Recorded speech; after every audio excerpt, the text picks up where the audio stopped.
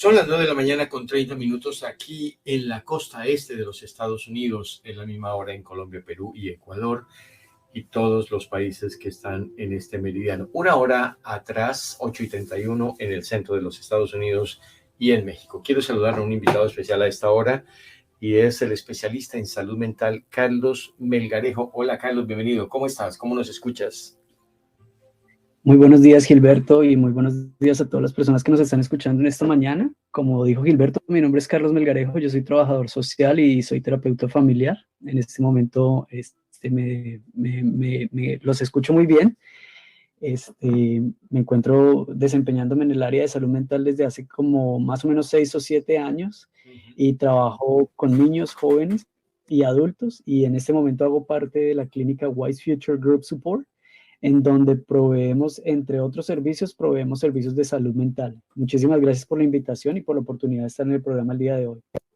A usted, Carlos, quien trabaja justamente de la mano, cerca, escuchando, conociendo la problemática de la salud mental, porque, como decíamos, hay preocupación por este tema en los jóvenes y en particular quienes están en esa práctica diaria.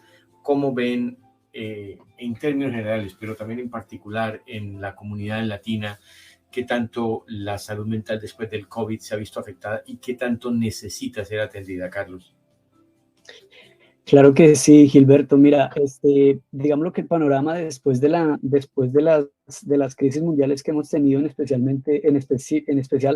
el impacto que ha tenido la pandemia del COVID-19 en nuestra comunidad latina es importante, y es necesario tomar medidas para que no nos impacte tanto como lo está haciendo hasta ahora. No es secreto para nadie, y es una de las voces más fuertes que se escucha hoy en día, y es que nosotros, la comunidad latina en Estados Unidos, somos más propensos a sufrir del impacto del COVID, y por eso tenemos también que ponernos un poquitico, pararnos al frente de la línea para que desarrollemos las estrategias necesarias que debemos desarrollar como adultos para proveérselas también a nuestros niños y a nuestros adolescentes. Digámoslo que un informe que sacó una agencia que se llama Young Minds informó que antes de la pandemia había un 13% de los niños y adolescentes habían dicho que estaban padeciendo de depresiones, ansiedades. Pero después de la pandemia se volvió a hacer una investigación y arrojó que ahora el impacto es de un 22.28%. Es decir, aproximadamente creció un 9% la población de niños y adolescentes que ahora están padeciendo de estas enfermedades, o de estos tipos de este impacto en salud mental, como lo son depresión, ansiedad, y trastorno del sueño. Sí, Eh, en Carlos, ese, en ese- sí, Ujú. esas tres muestras de alguna manera una alteración en el comportamiento tradicional de los chicos afectados por la pandemia, quizás pudo estar ocasionado por el estar encerrados, no interactuar con sus amigos, no ir a la escuela, estar en unas condiciones que nadie estaba preparado para ello, ni había estado advertido de que eso podía suceder. Completamente, completamente. Definitivamente, las investigaciones arrojan que el hecho de estar confinados en casa impactó de gran manera la salud mental de los niños y de los adultos. Desafortunadamente, hoy en día las investigaciones que se han hecho hay más información acerca de cómo la salud mental afectó a los adultos que cómo afectó a los niños, pero como decía José Ortega y Gasset, yo soy yo y mi circunstancia, y si no salvo a mi circunstancia, pues no me voy a salvar yo. Entonces, Ujú. para entender cómo se afecta la salud mental de los niños, pues podemos empezar por entender cómo se ha afectado la salud mental de los adolescentes, de los adultos también. Entonces, como lo decías tú, estar encerrados en casa, los niños con los papás, digamos, lo que creó como unos niveles de estrés, de ansiedad, y se conocieron partes de las personalidades de cada uno de los miembros de la familia que antes no se conocían, ¿sí? Algunos dicen, algunos estudios que durante la pandemia, durante el tiempo en que estuvimos confinados, se aumentaron dos cosas en el mundo. Uno, los nacimientos de niños y dos, los divorcios. Porque las relaciones sociales se vieron afectadas para bien o para mal. Entonces es, digamos, lo que eso que tú mencionas, el confinamiento, el estar todo el día conviviendo con mis padres, con mis hijos, con mi esposo, con mi esposa, hizo que se crearan o que se incrementaran, perdón, los sentimientos como el estrés, como la ansiedad, y de alguna manera, bueno, directamente afectaron la salud mental de nuestros niños y de nuestros adolescentes. Sí, quienes acuden hoy a un terapista, a un psicólogo, a un asesor en materia justamente de comportamiento de los pequeños, lo hacen porque los colegios, las escuelas están tomando alguna política de ir periódicamente enviando a sus alumnos, quizás con los comportamientos más destacados, un poco alterados por esto de la pandemia y lo que contrajo, o es más por una práctica de los padres que consideran que está bien que sus hijos vayan a hablar con un terapeuta y puedan exponer de una manera más confidencial lo que les pasa. Es interesante eso que mencionas porque definitivamente la comunicación es lo más importante en este sentido. Si nosotros queremos empezar a tratar el efecto de la salud, el impacto del COVID o de cualquier problemática que nosotros podamos tener hoy en día, si queremos controlar el impacto que estas problemáticas están teniendo en la salud mental de nuestros jóvenes, es importante comenzar por la comunicación. Y si nosotros notamos en casa que nuestros hijos no nos tienen la confianza suficiente a nosotros para hablar con nosotros, pues es importante que nosotros generemos esos espacios en los que ellos se sientan cómodos y se sientan libres para hablar con alguien que de pronto esté un poco más capacitado que lo que estamos nosotros en casa.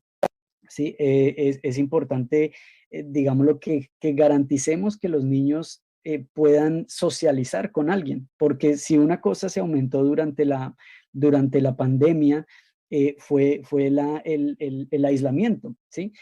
Como los niños ya no tenían que salir a la escuela, como nuestros jóvenes ya no tenían que ir al colegio, Ujú. se aumentaron ciertos malos hábitos, como que veíamos jóvenes que practicaban más la pereza, que no manejaban buenos hábitos de higiene, ¿sí? Se aumentó la procrastinación, muchos niños procrastinando durante esta temporada, algunos ni siquiera se conectaban a clase o lo más, se conectaban a sus clases online, pero se conectaban desde la cama, durmiendo, sí, prácticamente que no Claro. atendían a clases, sino dormían la clase. Entonces, estos niveles, el estar encerrados todo el día en casa, además impactó la forma en que ellos se relacionaban o socializaban con otras personas y creó muchísimas dificultades que hoy en día que ya estamos volviendo, entre comillas, a la normalidad, Ujú. se están haciendo muchísimo más evidentes. Hoy en día vemos niños con problemas de ansiedad social, ¿sí? Que les da miedo enfrentarse otra vez a la realidad, a un grupo, o les da miedo presentarse, o les da miedo ser rechazados porque se han creado ese tipo de ansiedades durante la pandemia por el hecho de no tener la necesidad, entre comillas, de salir a socializar con otras personas. Sí, estamos hablando con Carlos Melgarejo. Él es especialista en salud mental del Wise Future Group. Carlos, el hecho de que se haya visibilizado esta circunstancia a través de estos estudios, que seguramente vienen dándose a un nivel más grande a través de otras entidades y se espera que sean de carácter público, ¿qué es lo positivo de visibilizar esta circunstancia para ayudar? Porque lo que se necesita es justamente que los jóvenes tengan una mano amiga y puedan mejorar en lo que tiene que ver con sus relaciones y su salud mental. Claro que sí, mira, yo pienso que son más cosas positivas que cosas negativas lo que estamos viendo hoy en día. Nosotros podemos elegir una de dos, o ver esta situación como una catástrofe o verlo como una oportunidad de crecimiento. Yo Ujú. prefiero verlo como la segunda forma, como una oportunidad de crecer y una oportunidad de aprender para nosotros o para las personas o para aquellos que son padres. No es para que se alarmen, no es para que se asusten, sino todo lo contrario, es la oportunidad que ustedes tienen para aprender un poquitico más de lo que es la salud mental y además es la oportunidad que hay en casa para que mejoremos nuestras relaciones familiares, ¿sí? Oscar Wilde, que es un poeta irlandés, decía que la mejor forma de criar niños buenos es hacerlos felices, ¿sí? ¿Y cómo los hacemos felices? No es dándole pues todo lo que quieran, sino es enseñándoles a cómo vivir, enseñándoles cómo vivir la vida, ¿sí? Dice que algunos nos dicen que la educación es la preparación para la vida, pero la educación no es la preparación para la vida, la educación es la vida en sí misma. Vivir es ser educado. Entonces nosotros los padres tenemos la oportunidad de educar a nuestros hijos en la medida en que ellos aprendan lo necesario para ser felices, ¿sí? Nosotros tenemos en este momento la oportunidad de comenzar, y yo diría que la base para comenzar a mejorar la salud mental de nuestros niños y de nuestros adolescentes es empezar por mejorar las relaciones que tenemos nosotros en casa, ¿sí? Porque queremos que nuestros niños no estén todo el día en casa encerrados, sino que queremos que ellos salgan, hagan amigos y mejoren sus relaciones sociales, pero no les estamos enseñando cómo relacionarse con otras personas. Y ojo que enseñar no es solamente sentarnos y decirles cómo relacionarse, sino es mostrarles. La mejor forma de enseñar es a partir del ejemplo. Y entonces, ¿cómo le muestro yo a mi hijo cómo se relaciona con otras personas? Bueno, en la manera en que yo me relaciono con esa persona, en la manera en que yo como padre me relaciono con mi esposa, con mi esposo, como madre, cómo me relaciono con mi esposo, en la manera en que yo como padre, cómo me relaciono con mis hijos. Esa es la forma en que nosotros empezamos a enseñar a nuestros hijos cómo salir a enfrentar este mundo que estuvo clausurado, que estuvo cerrado por cerca de 2 años y que apenas se nos está abriendo nuevamente, ¿no? Entonces es importante empezar desde las relaciones. Y es empezar con el ejemplo. Tiene una gran oportunidad, al menos aquí en los Estados Unidos, donde esta semana prácticamente de vacaciones se celebra un Thanksgiving mucho más abierto y sin duda habrá algunos chicos que por la costumbre quieren mantenerse encerrados, pero es una buena oportunidad para interactuar. ¿Alguna recomendación para que esta semana de Acción de Gracias, donde se comparte comida, algunos detalles, visita de familiares, pueda dar ese paso inicial en los hogares y por supuesto seguirlo con una cita a un especialista? Claro que sí. Miren, esta semana es una oportunidad muy valiosa porque pues los muchachos, los niños están en casa, entonces qué bueno que podamos interesarnos en ellos y que como padres podamos preguntarles. A veces los muchachos acá se vuelven muy monosílabos, ¿no? Uno le pregunta a un muchacho, ¿cómo te fue hoy en la escuela? Y bien, Ujú. ¿qué hiciste? Nada. Entonces se vuelven como muy monosílabos y la oportunidad que nosotros tenemos en esta semana es dedicarnos a fortalecer esa relación padre-hijo, madre e hijo, hija, y que podamos empezar a partir de la comunicación, ¿sí? A partir de la comunicación. A veces es impactante cómo visitamos familias en las que los padres hablan español y los hijos no aprendieron a hablar español nunca. Se dificulta un poquitico la comunicación, pero uno dice, oiga, si nunca aprendió a hablar español o el idioma que sea, y la mamá o el papá solo hablan ese idioma, eso me está dando un poquitico de ideas de qué tan fuerte es la comunicación en casa, ¿no? Entonces, que reflexionemos un poquitico, que empecemos a comunicarnos más y mejor, porque después de empezar a comunicarnos, la idea es aprender cómo comunicarnos mejor, este, y que a partir de esa comunicación podamos tener planes con nuestros hijos. Bueno, salgamos hoy al parque, hagamos algo diferente, veamos películas juntos esta noche y aprovechar estos holidays para que podamos salir con ellos, para que podamos compartir más y que de pronto a partir de esas conversaciones que tengamos con nuestros hijos podamos identificar algunas áreas en las que realmente ellos necesitan apoyo. Y si necesitan algún apoyo profesional, pues obviamente que nosotros ahí como clínica, como Wise Future Group Support, vamos a estar dispuestos y disponibles para apoyar y para soportar a las personas en lo que necesiten. Con mucho gusto, Carlos Melgarejo, especialista en salud mental. Y quisiéramos solicitarle una recomendación frente a eso que estaba diciendo en relación con cuando se le pregunta a un chico cómo te fue y él dice bien. ¿O qué pasó? Nada. ¿Cuál sería una pregunta diferente para que él no solamente se abra a contar lo que pasó, sino que la persona mayor, su padre, su tío, su tutor, pueda escucharlo y se aguante las ganas de hablar, sino que él pueda expresar lo que está sintiendo, Carlos? Claro que sí, mire, hay un libro muy interesante, o uno de mis libros favoritos es el Principito, y en el Principito se menciona una frase que dice que todas las personas mayores al principio fueron niños, aunque muy pocos nos acordamos de eso. Es decir, que muchos de nosotros los adultos nos hemos olvidado de cómo era vivir cuando éramos niños. Y para nosotros lograr generar una comunicación realmente profunda con nuestros hijos, con nuestros muchachos, debemos ponernos al mismo nivel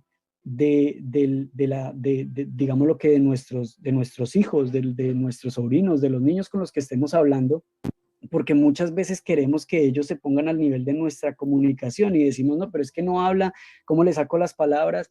No, no le vas a sacar las palabras si él no, si esa persona no, si ese niño no ve en ti alguien, un par, sino que si sigue viendo en ti una autoridad, alguien que viene a juzgar, o que si le cuento esto me va a castigar, o que si hago esto no se va a interesar en mí, no va a desarrollar esa confianza para comunicarse. La comunicación ante todo es primeramente confianza, y segundo, que se sienta esa atracción por hablar y que haya esa conexión. Lo más importante es generar la conexión. ¿Y cómo generamos la conexión? Bueno, pues desarrollando temas de interés que sean de interés para esos niños. Empecemos por interesarnos en lo que a ellos les interesa, y no solamente hagamos que ellos se sientan interesados en lo que a nosotros nos interesa, porque muy posiblemente no va a haber un canal de comunicación, no vamos a ir por el mismo canal de comunicación. Entonces, la recomendación básicamente sería: encontremos esos puntos en los cuales podamos unirnos en un tema en específico con nuestros niños, ¿sí? Volvamos a recordar ese niño, o revivamos ese niño interior que nosotros tenemos, y hagámonos como niños para poder compartir y para poder tener una buena conversación con nuestros hijos, con nuestros niños y con nuestros adolescentes. Sí, Carlos, le voy a citar una sugerencia que hacía un especialista de preguntarle al chico algo para que él hablara, y es si llegara un platillo volador a tu escuela y tuviera que mandar a la persona que menos prefieres, ¿a quién pondrías? Y seguramente el niño va a poner el nombre de alguien que no es de su agrado, y ese podría ser un tema para interesarse algo así, o en otro sentido, ¿a quién no dejarías que se llevaran? Creo que eso estimula como la imaginación y permite que de otra manera sea preguntado el chico por parte de sus padres, ¿no? Cosas que los especialistas hacen y que los medios de comunicación registramos. Buenísimo, claro que sí.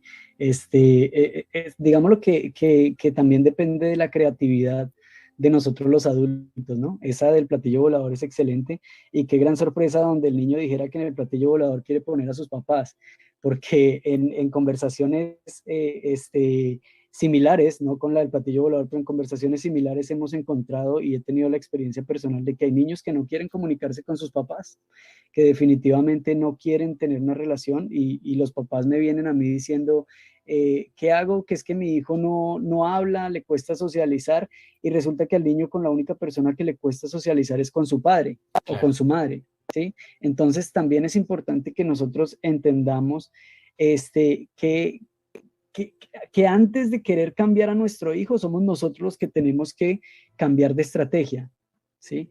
Nosotros, decía Gandhi, que nosotros debemos ser el cambio que queremos ver en otros, ¿sí? Si nosotros queremos que nuestros hijos cambien, nosotros tenemos que cambiar primero, para que entonces podamos generar ese cambio, para que podamos, como decíamos ahorita, mostrar a partir del ejemplo el cambio que queremos ver, Pues ¿sí? Carlos Melgarejo, especialista en salud mental de Wise Future Group. ¿Algo más? ¿Un correo electrónico, una página web donde puedan encontrarte o encontrar especialistas para saber un poco más por parte de nuestros oyentes de lo que has explicado en el día de hoy?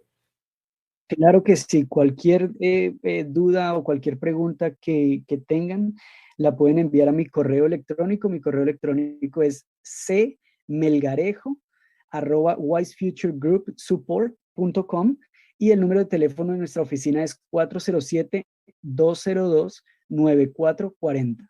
Para cualquier inquietud, cualquier servicio que necesiten, estamos a su disposición.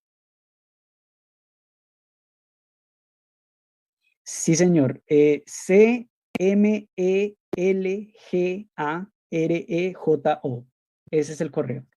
Muy bien, pues muchísimas gracias, Carlos. Espero que tengas un resto de miércoles muy tranquilo y que tengas también junto con tu familia y tus amigos un resto de semana de agradecimiento aquí en los Estados Unidos, que es jueves mañana de Thanksgiving o de dar gracias. Gilberto, muchísimas gracias por tenerme en el programa el día de hoy y hasta una próxima oportunidad. Y Happy Thanksgiving para todos.